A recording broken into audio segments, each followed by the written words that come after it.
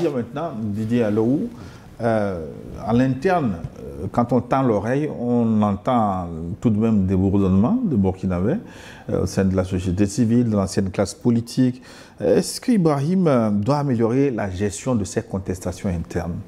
Non, la gestion des contestations, les contestations internes n'en manquent pas. Je ne sais pas si vous connaissez un pays au monde où il n'y a pas de contestation interne, où il n'y a pas de préoccupation, où il n'y a pas des choses à arranger.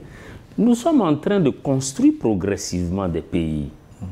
Et particulièrement, les pays de l'AES ont été laissés, ont été exploités, surexploités, abusés, comme vous le savez. Et que les ressources minières des pays de l'AES ne profitaient aucunement aux populations de l'AES. Et à cela s'ajoute une insécurité grandissante qui est, si vous voulez, couplée avec du terrorisme honteusement monté par l'OTAN et l'Occident. Donc aujourd'hui, ce que le capitaine est en train de faire, c'est une construction, c'est un travail progressif qui est en train de se faire. Et tout ne peut pas se régler d'un coup le même jour. Il n'existe pas un bâton magique. Je rejoins complètement l'ambassadeur quand il parle de patriotisme. Le patriotisme nous amène au sacrifice ultime. Quand vous êtes un patriote et que vous êtes convaincu de la nécessité d'une lutte et d'un combat, vous supportez tout ce qu'il y a dedans comme défi, comme souffrance. Évidemment, vous avez touché un point qui est très intéressant, c'est le pouvoir de l'argent. C'est-à-dire qu'aujourd'hui, qu'est-ce que le sens de patriotisme de ces généraux aujourd'hui, dans nos pays, en Afrique, et particulièrement, là, ce matin, nous parlons du Burkina, qu'un général se soit laissé compromettre jusqu'à ce point 25 milliards pour tuer son chef d'État et pour compromettre la lutte de tout un peuple. Un peuple qui cherche à se libérer de l'impérialisme, un peuple qui cherche, qui est en lutte permanente, qui lutte contre les ennemis extérieurs, se rendre coupable et complice de ses ennemis pour 25 milliards, ça pose quand même pour de l'argent. Ouais, 25 milliards, c'est quand même beaucoup. Hein. Oui, mais c'est beaucoup, mais est-ce que 25 milliards, ça vaut la stabilité de son pays? Qu'est-ce que 25 milliards peuvent faire devant un régime qui se bat, devant tout un peuple qui essaie de se battre pour sortir de l'oppression? Parce que c'est ça la question. Je pense qu'aujourd'hui, ces généraux qui sont celui dont il est question ici, qui est plutôt chargé, je crois que son poste, je pense qu'il est chargé de la sécurité interne, quelque chose du genre. Le chef de cabinet. Le chef de cabinet, en tout cas quelqu'un qui a une responsabilité dans ce qui se fait au Burkina ne peut pas se comporter comme ça. Sous d'autres cieux, il serait passé simplement au poteau. Mais au même devant moment, tout le monde. On se demande comment on fait circuler autant d'argent, 25 milliards de francs CFA, hors circuit bancaire. On a quand même renforcé une lutte dans ce domaine également, Excellence. Non, 25 milliards de francs CFA, même en coupure de 10 000 francs. C'est la plus grande coupure en francs CFA. Même en coupure de 10 000 francs, mais il te faut une fourgonnette, sinon plus qu'une fourgonnette pour transporter ça. Mais on fait venir par étapes. Et qui te dit qu'on lui a amené tout en liquide? On te donne 1 ou 2 milliards de quoi acheter, tous ceux qui vont t'accompagner dans la mésaventure. Le reste est sur un compte offshore quelque part. Moi, ce que je ne comprends pas avec ces officiers, c'est que quelqu'un croit que si on arrive à le corrompre avec 25 milliards, il fait son coup d'État, il réussit, on va le laisser tranquillement jouir des 25 milliards alors qu'il en sait trop. On l'élimine le jour du coup d'État, quand on a l'assurance qu'il a tué le président, on le tue. C'est comme ça qu'on fait. C'est pas nouveau ça. Ça dit que peut-être même un petit caporal qui a fait le coup d'État avec lui, il a reçu pour mission, dès que le chef de l'État est mort, tu le bousilles. 25 milliards là, nous on te donne juste 10 milliards. On le bousille. Il y a des témoins qu'on ne garde pas dans la vie. Les gens doivent savoir que plus tu montes dans les secrets, plus tu dois faire attention, parce que tu sais qu'il y a des choses. Ton ami peut te tuer, ton ennemi peut te tuer, parce que tu détiens des connaissances, des secrets qui en aucun cas ne doivent sortir. C'est ça le problème. Tu trahis ton pays. Et puis, fais attention. s'ils étaient allés juste pour faire coup d'État, pour enlever IB, ben, ça passe encore, si on peut ainsi parler. Et regarde tous les massacres qu'ils organisent dans les villages, dans les villes, pour déstabiliser la transition, pour décourager l'armée, pour décourager, diviser les VDP. Donc avant même d'arriver à attaquer le chef lui-même, on tue des dizaines, des centaines d'innocents. Regarde cette fable de Peul. Que IB et son armée massacrent les Peuls en oubliant qu'il y a plein de Peuls dans l'armée. Tu crois que si moi je suis soldat ou officier Peul et on me donne des consignes ouvertes, allez me tuer les Peuls, je vais suivre? Non. Donc ça veut dire que IB, le Burkina est un pays qui comporte beaucoup d'ethnies, c'est comme ça dans tous nos pays, mais le Burkina est le pays où les gens tiennent plus à la patrie qu'à leur ethnie. Donc ils ont monté un coup tordu pour discréditer les VDP, pour discréditer l'armée. On a tué des dizaines, des centaines d'innocents. Tout ça pour préparer le terrain. Et au dernier moment, on fait monter au créneau le plus dangereux des mercenaires dans cette affaire, un général américain qui raconte sa vie. Ça ne t'a pas surpris qu'un général américain, et puis il est noir. Ce qui m'a fait pitié, ce général est sur les traces de son aîné, Colin Powell, qui se promenait dans les couloirs des Nations Unies avec une fiole de laborantin, censé contenir des produits hautement toxiques, des armes de destruction massive. Et à cause de ce mensonge, tu sais combien d'Irakiens sont morts? Rien que les enfants qui sont morts de faim, parce qu'on leur a privé des produits de base comme le lait, les médicaments, il y a eu plus de 500 000.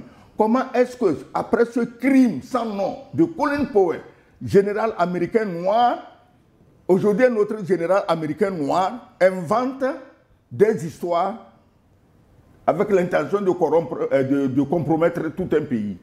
Comment tu peux corrompre ça? Est-ce que ça veut dire que les généraux noirs sont plus corruptibles que les autres? Pourquoi c'est toujours des généraux noirs américains qu'on arrive à mettre dans ces mensonges, dans ces trahisons, dans ces crimes? Pourquoi? En tout cas, Ibrahim Traoré triomphe de toutes ces tentatives de coup d'État. Alors, quel est son secret? Comment arrive-t-il? On en a connu une dizaine, une quinzaine. Est-ce que c'est son renseignement qui est très efficace? Est-ce qu'il est épaulé par une autre puissance extérieure? Est-ce que c'est Dieu qui le protège? Est-ce que ce sont les Burkinabés eux-mêmes, majorité, qui constituent le bouclier d'Ibrahim Traoré? C'est tout à la fois.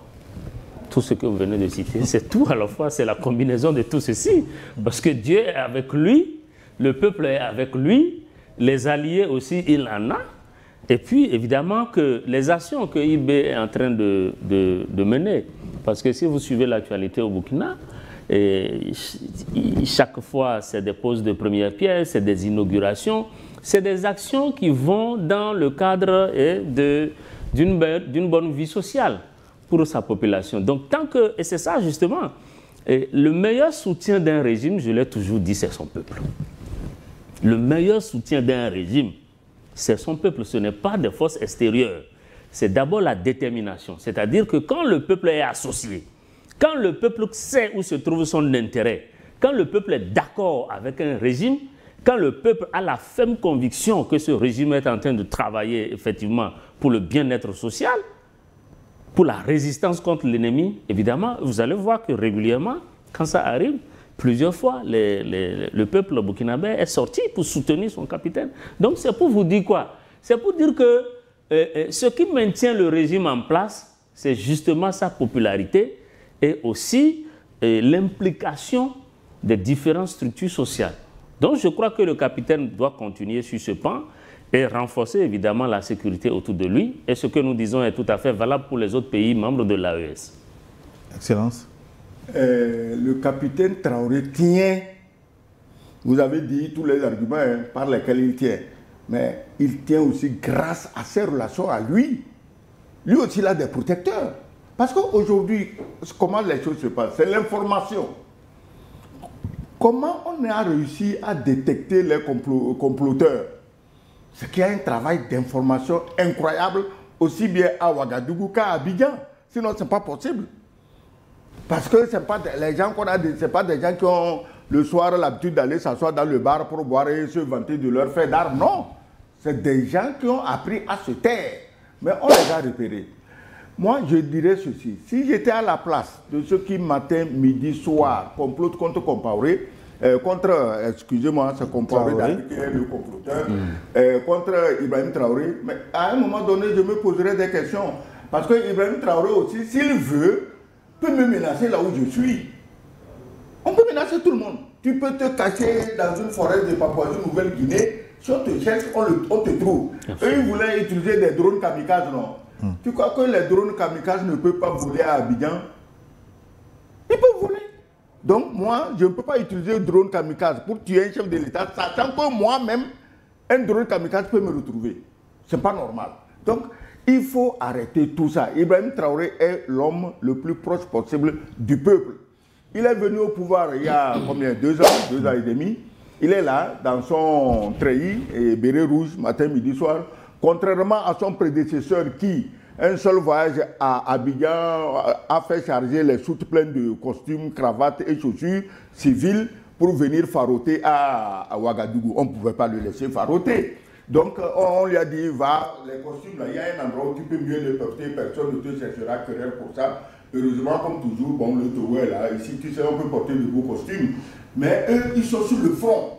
Ibrahim Traoré et ses hommes se considèrent sur le front. On ne va pas au front avec des costumes de chez Yves Saint Laurent ou chez Balmain ou chez Smalto. On ne va pas au front avec ça. Donc, Ibrahim Traoré est proche du peuple. Moi, j'aurais aimé, quand j'ai écouté les balivernes du général américain, j'ai dit, monsieur le général, il doit avoir quand même des conseillers. S'il veut, disons, noyer Ibrahim Traoré, il aurait pu trouver une accusation autre que de dire que les richesses du pays ne profitent qu'au président et son cercle et aux Chinois. Les Chinois et Ibrahim Traoré, là, ils sont quoi? Cousins, oncles, neveux, femmes, hommes. Au lieu de dire nous sommes jaloux que nos adversaires chinois puissent bénéficier de certaines facilités au Burkina, on accuse IB de s'enrichir. Il s'est enrichi en quoi, ce garçon? Il s'est enrichi en quoi? Oui, mais de toutes les façons, si les Burkinabés s'enrichissent des ressources burkinabées, je ne sais pas de quoi on se met. Voilà, s'il s'enrichit avec les ressources burkinabées, mais depuis que Ibrahim Traoré est là, beaucoup d'hommes d'affaires burkinabés ont agrandi leur portefeuille. Ils ont engrangé des milliards, mais ils travaillent honnêtement, ils gagnent leurs milliards. Mais je t'ai dit, j'ai dit ça, quand je dis ça, les gens disent, je te dis qu'il y a des blancs qui n'acceptent pas que les noirs s'enrichissent avec leur richesse naturelle. Ils n'acceptent pas ça. Quand on dit aujourd'hui Burkina, il y a le pétrole, il y a le gaz, il y a le lithium, il y a l'or, il y a ceci, il y a cela, mais ça rend malade ceux qui se croyaient propriétaires naturels ad vitam de ces richesses. Ça les rend malades. Donc on va laisser ces noirs-là s'enrichir, s'acheter des jets privés, construire comme Dubaï, construire comme Doha au Qatar. Non. Et c'est ça qui guide les gens. Oui, mais Doudier